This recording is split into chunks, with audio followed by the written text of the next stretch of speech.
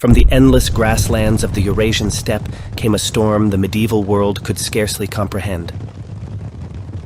For centuries, the Mongols had lived as scattered nomadic tribes. They were pastoralists of the wind-swept plains, moving with their horses across a harsh landscape that forged endurance, discipline, and resilience. To outsiders, they appeared divided, fractious, and primitive. But in the early 13th century, everything changed. A man known to history as Genghis Khan rose from the steppe. Born Temujin, he did what no leader before him had achieved. Through diplomacy, loyalty, and ruthless warfare, he united the quarreling tribes of Mongolia under a single banner. Clans that had once fought endlessly among themselves were forged into a disciplined military machine. Out of chaos came order. The nomads of the steppe were reorganized into a rigid structure of tens, hundreds, thousands, and tens of thousands.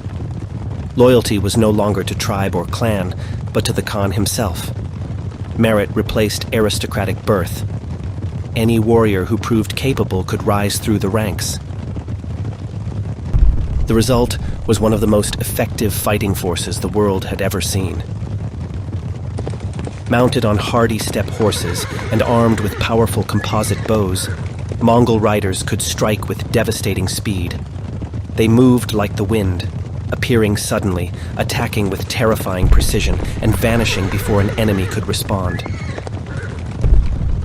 When they surged westward, the settled civilizations of Asia and Europe had little warning. Cities fell one after another. Across Central Asia, Persia, and into the fringes of Europe, rumors spread ahead of the advancing riders. Entire populations fled in terror as tales of destruction followed in the Mongols' wake. Resistance often meant annihilation. Submission could mean survival. To those who faced them, the Mongols seemed unstoppable.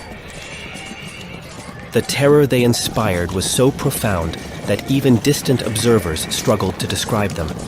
One medieval chronicler, the English monk Matthew Paris, wrote in alarm, "They are inhuman, more like monsters than men."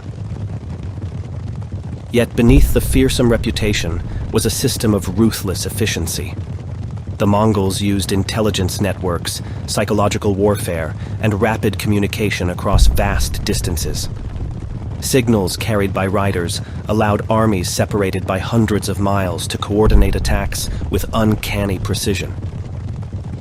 What appeared to enemies as chaos was in fact meticulous planning. Under Genghis Khan and his successors, the Mongol armies carved out the largest contiguous land empire in human history. Their conquests stretched from the shores of the Pacific to the plains of Eastern Europe. For the medieval world, the Mongol invasion was nothing less than a seismic shock.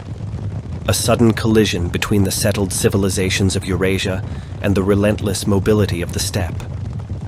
It was, as many at the time believed, the arrival of a force as terrifying as it was unstoppable, a tide of horsemen that reshaped the map of the world.